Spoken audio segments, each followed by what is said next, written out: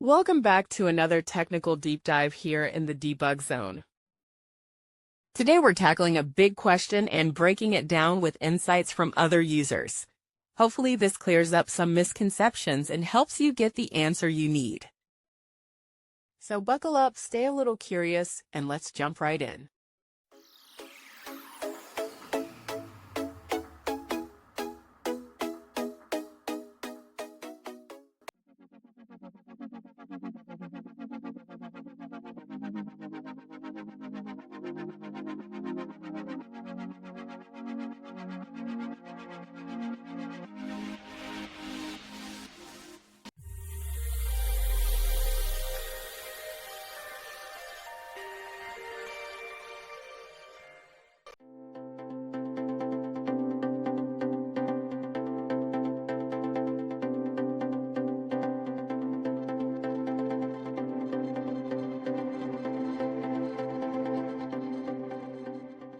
And that's a wrap.